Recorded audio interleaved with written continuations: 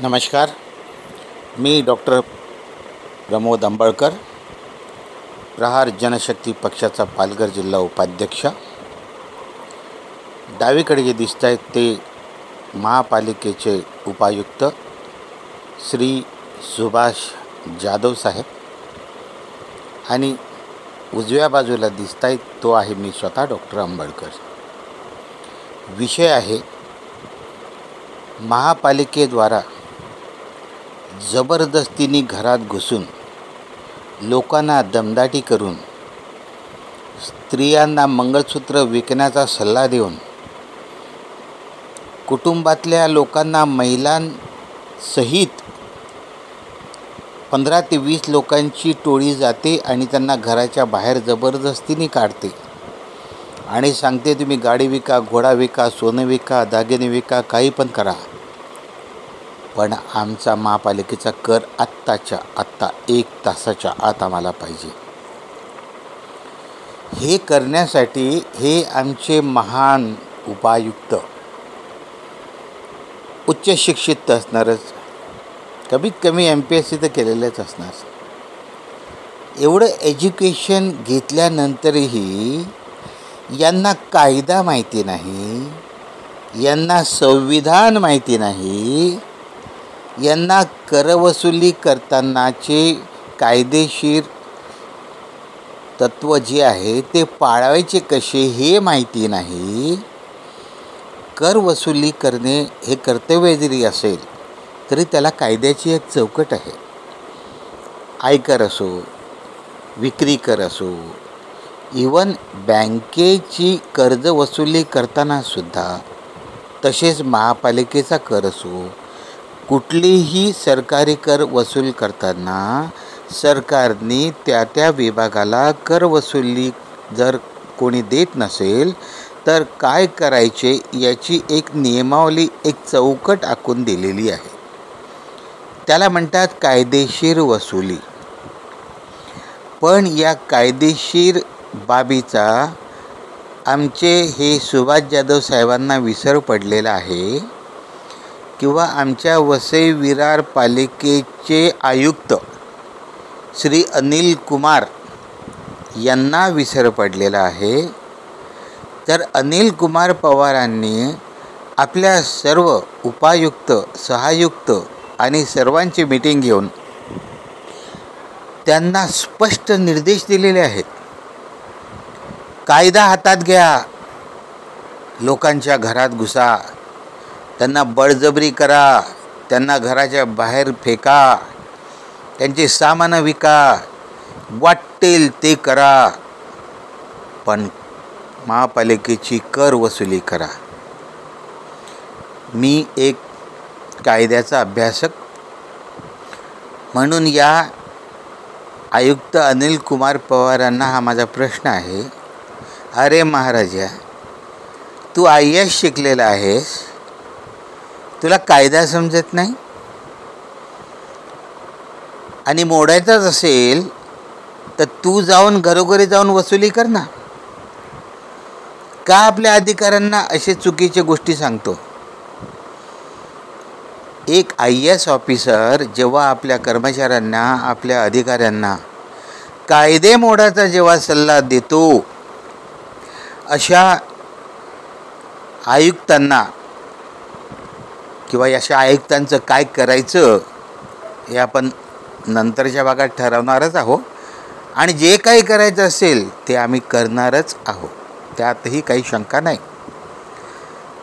परंतु हे उपायुक्त श्री सुभाष जाधव साहेब, त्यांचे सहकारी विभाग Dचे विजय चव्हाण आणि त्या विभाग Dच्या कर विभागातील असंख्य पुरुष आणि महिला कर्मचारी वर्ग, या सर्वांची टोळी घेऊन लोकांवर अन्याय करून, जबरदस्ती करून, फोर्स करून 1 तासाच्या आत कर द्या नाही तर जप्त करणार, मंगळसूत्र विका, दागिने विका, वाटेल ते करा, गाड्या विका, घोड्या विका, पण आमचे कर द्या. मी सुभाष जाधव साहेबांना एवढंच विचारतो, तुम्ही जर या पदावर बसले आहात तर शिक्षण तर तुम्ही नक्कीच घेतलेलं असणार. कमीत कमी MPSC तर तुम्ही केलेलंच असणार. मग एवढं उच्च शिक्षण घेऊन तुम्हाला CRPC समजत नाही, तुम्हाला IPC समजत नाही, तुम्हाला संविधान समजत नाही, तुम्हाला कायदा समजत नाही की तुम्हाला कायदा पाळायचा नाही.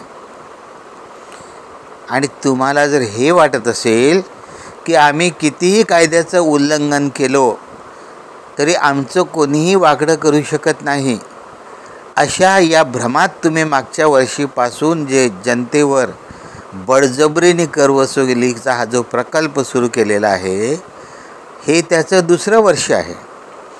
मागच्या वर्षी पण माझ्याकडे अनेक लोक येऊन गेलेत, यावर्षी पण अनेक लोक येऊन गेलेत. पण मी त्यांना सर्वांना एकच सांगत आलो आहे की तुम्ही नुसतं माझ्याकडे सांगून उपयोग नाही, तर तुम्ही माझ्यासोबत पोलीस स्टेशनला चला, आपण रीतसर तक्रार दाखल करूया. कारण यांनी केलेलं हे कृत्य एक गुन्ह्या सदरात मोडते. परंतु आपली भोळी भापडी जनता, घाबरट जनता, आपलं कुटुंब बरं आणि मी बरं ही म्हणणारी जनता तुमच्यासारख्या महापालिकेच्या अधिकाऱ्यांना नडायला तयार नाही किंवा ते सक्षम नाहीत असं सुद्धा आपण म्हणू शकतो. आणि म्हणून ही 2 वर्षे तुमची ही दादागिरी चालली.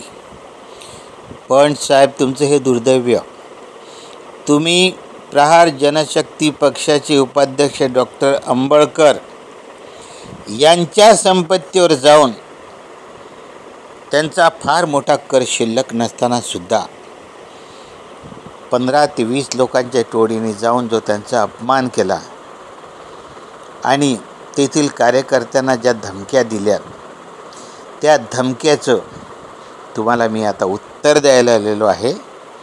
आता मला हे उत्तर द्या.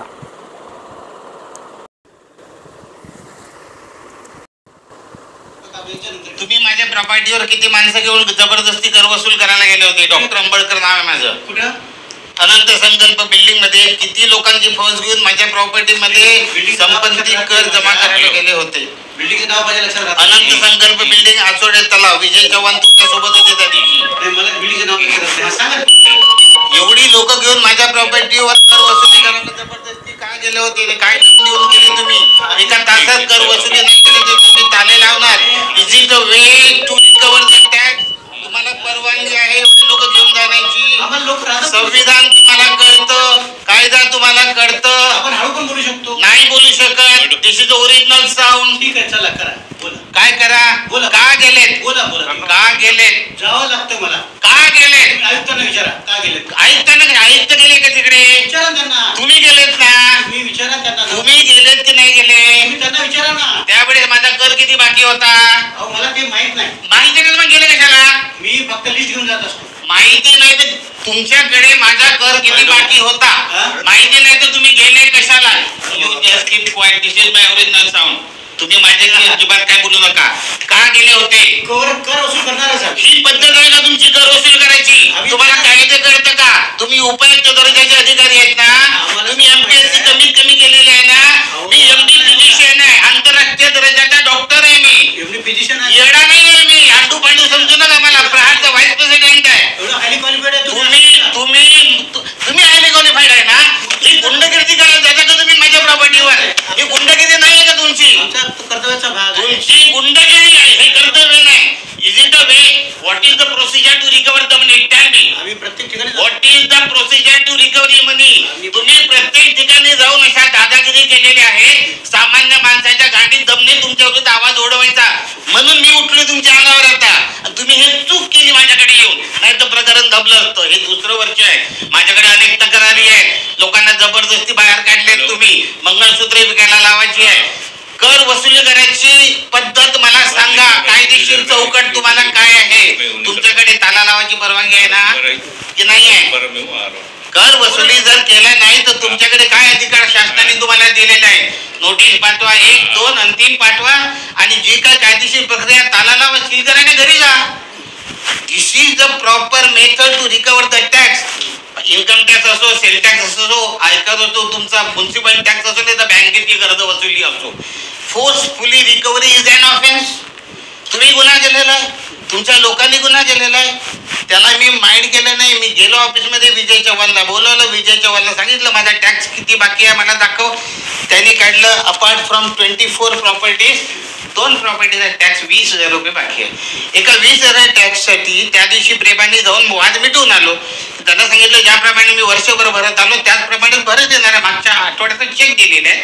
आता नियमाप्रमाणे 15-15 दिवसाचे चेक येतील. त्याच्यानंतर सुद्धा 15 ते 20 माणसं, त्याच्यामध्ये 5 बायका तिथे प्रॉपर्टीमध्ये जाऊन माझ्या कर्मचाऱ्यांना दमदाटी करून, त्या कर्मचाऱ्यांकडून बळजबरीने त्याच्याकडे जे काही बिचाऱ्याकडे चेक होते चेक लिहून त्यांनी देऊन टाकले झाले. त्याचा काय पैशाशी का तुम्हाला काय ते पैसे मिळणार नाही तो भाग वेगळा. ज्या माणसांकडून तुम्ही जबरदस्तीने फोर्सफुली चेक नेले त्या माणसाची संपत्ती होती का ती, त्याची प्रॉपर्टी होती का ती, मग त्या माणसाकडून तुम्ही चेक का नेले. ही रॉबरी आहे. 6 नंतर रॉबरी, 6च्या आधी एक्स्टॉर्शन. तुमच्यावर दोन्ही गुन्हे तुमच्या लोकांना दाखवले होणार आहेत, तुमच्यावर दाखल नाही होणार आहे कारण तुम्ही साईटवर प्रेझेंट नव्हता. ही कंप्लेंट CP पासून, CM पासून, ACP पासून, DCP पासून सगळीकडे केलेली आहे. सगळीकडे. आता याच्यामध्ये व्हिडिओ फुटेजमध्ये जेवढी लोक सापडतील त्या सर्व लोकांवर जबरदस्त कारवाईने गुन्हे दाखल होतील. याला जबाबदार कोण, याला अधिकारी जबाबदार आहे. गुन्हे दाखल होणारच आहे, त्यांना अरेस्ट होणार, त्यांना एकाला पण सोडणार नाही. मी जेवढे व्हिडिओ दिसले तेवढे. तुमचं पण नाव आहे तिच्यात, पण तुमचं नाव एवढंच आहे की तुम्ही पण माझ्याकडे येऊन गेल्याचं लिहिलेलं नमूद केलंय. एकदा तुम्ही पण येऊन गेले, मी तुमच्याविरुद्ध तक्रार दाखल नाही केली. आता जे प्रेझेंट त्या दिवशी झालेलं आहे आणि तुम्हाला माहिती आहे 6 नंतर काय ते कलम लागतो ते. आता एवढ्या कर्मचाऱ्यांची काय काय होणार आहे तिकडे, याला जबाबदार कोण. आणि आम्ही याला सोडणार आहे का तुमच्या कर्मचाऱ्यांना. त्यांच्या उद्या नोकऱ्या गेल्या, यांना अटक झाली, यांना उद्या शिक्षा झाली, जबाबदार कोण. अरे त्यांना काय पडली, सोडा ना ते विषय. अरे काय पडली म्हणजे त्यांना नाही पडली. काय पडली म्हणजे. आणि ही तुमची महापालिकेची दादागिरी. मागच्या वर्षी पण आमच्याकडे तक्रारी आल्यात, या वर्षी पण तक्रारी आल्या. हे कोणी तुमच्या त्या गाढव आयुक्ताला सांगितलं आहे. ही पद्धत आहे का. IAS झालेला आहे ना तो. काय सांगतात तुम्हाला, कायदे हातात घ्या आणि कर वसुली करा. हे आयुक्तांचंच वाक्य आहे मीटिंग मध्ये आहे ना. वाक्य आयुक्त तुमचा बोललाय ना. आयुक्त आहे ना तो, IAS झालेला आहे ना. काय सांगतो तो कर्मचाऱ्यांना, कायदे हातात घ्या, जनतेला दम द्या, जनतेच्या घराच्या बाहेर करा. याच्या बापाचं राज्य का तुमच्या आयुक्ताचा. आणि हा किती करोड छापतो. जितूबाईकडे महिन्याला 50 करोड रुपये जमा होतात याचे. आयुक्ताची माहिती आहे ना की नाही माहिती तुम्हाला. एक नंबरचा भ्रष्टाचारी तुमचा तो 1.5 फुटी आयुक्त. तुम्हाला सांगतो जा आणि फोर्सफुली वसूल करा. अहो सामान्य माणसाच्या अंगावर गेली ती लोक गपचूप आहेत. तुम्ही डॉक्टरांकडे अंगावर आले. शांततेने बसा, आपण बोलूत ना. बसा. एखाद्या माणसाचा तुम्ही अपमान करून मला त्या दिवशी अलका मला भेटली तिकडे कोणाकडे, दीपक सावंतकडे. अलकाला तासला मी बरोबर अर्धा तास. अलका फेरे दीपक सावंतकडे ती भेटली मला. आपल्यालाच मॅटर होतं. मला माहित पडलं की ती तिकडे आली तर गेलो, तिथे राडा केला मी. अर्धा तास तिला तास मग का तोंड उघडत नाही ती. लाज वाटली का त्याला तोंड उघडायला. अरे हे ना दाखवा ना, मी दाखवतो तुम्हाला माझा टॅक्स किती बाकी आहे हे घ्या. हो काही पद्धत आहे की नाही. जाऊ द्या, तुम्हाला आता किती बाकी आहे ते दाखवून काय उपयोग. एक लक्षात ठेवा, हे आता प्रकरण चिघडणार आहे. आणि आय विल सी दॅट यापुढे तुमच्या वसई विरार महापालिकेचा कोणी कर्मचारी कोणाच्याही घरी फोर्सफुली वसुली करायला जाणार नाही. एवढी जबर शिक्षा या तुमच्या लोकांना देण्यासाठी मी जीवाचा राग करेन. लाखो रुपये खर्च करेल, करोडो रुपये खर्च करेल, पण या सर्व तुमच्या कर्मचाऱ्यांनी जेलमध्ये टाकेल. ही लढाई फक्त माझ्या एकट्यासाठी नाही, तर ही जनतेसाठी लढाई आहे. आणि असे धंदे तुमच्या एज्युकेटेड माणसांकडून अपेक्षित नाही आहे. तुम्हाला कायद्याच्या चौकटीत राहून वसूल करायचे शासकीय अधिकार आहेत. त्याचा वापर करा. आमचा विरोध नाही. माझी प्रॉपर्टी त्याच अधिकाराचा वापर करून जप्त करा. माझा अजिबात विरोध नाही. दादागिरी किसी की भी नहीं चलेगी. ही दादागिरी आहे आहे की नाही? दक्षता घेऊ तुम्ही त्याच्याशी सहमत आहेत का? दक्षता घेऊ हा गुन्हा आहे की नाही? सगळं आलं दक्षता घेऊ. गुन्हा आहे की नाही? भावना पोहोचल्या गुन्हा आहे की नाही? ते आपल्याला गुन्हा आहे की नाही?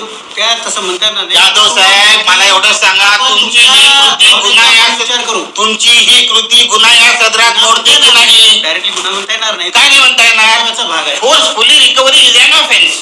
कर्तव्याचा भाग असतो. Forcefully recovery is not a कर्तव्य. तसं कसं म्हणता येणार? लिगली रिकव्हरी इज अ कर्तव्य आणि forcefully recovery is extortion. You people did extortion आणि 6 नंतर तोच गुन्हा रॉबरी मध्ये कन्वर्ट होतो.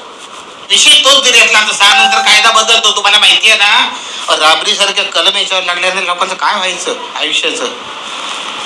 तुमच्या अधिकाऱ्यांचं काय जाणार याच्यामध्ये? तुम्ही निदर्शन आणून दिलं त्याबद्दल धन्यवाद. आम्ही दक्षता निश्चित घेऊ या बाबतीत. तुमच्याकडनं दादागिरी भाईगिरी अजिबात आम्हाला चालणार नाही. मागच्या वर्षी झाली, या वर्षी झाली, आता या वर्षी जे झाली आणि हे प्रकरण मी एवढ्या ज्या पद्धतीने घेईल, मी तुम्हाला पुढच्या वर्षी नाही रिकव्हरी फोर्सफुल करायला देणार. आणि मी अलका खैरेला सावंत साहेबांच्या समोर सांगितलं, ऑफिसमध्ये येऊन एकेकाच्या तंगड्या तोडेल. तुम्हाला कायदा मोडता येतो ना? आमचा तर जन्म जेव्हा प्रहारमध्ये आलो ना, तेव्हाच सज्जनला बाजूला ठेवून प्रहारमध्ये आलो मी. जोपर्यंत प्रहारमध्ये नव्हतो तोपर्यंत मी डॉक्टर अंबेडकर होतो. आता मी प्रहारचा व्हाईस प्रेसिडेंट या नात्याने तुमच्याशी बोलतो. अन्याय सहन करत नाही, अन्याय कोणावर करत नाही आणि सहन पण करत नाही. हे जे प्रकरण तुमचे आहे हे कायदा काय साहेब सांगले? जाधव साहेब एज्युकेटेड माणसाला हे शोभतं का?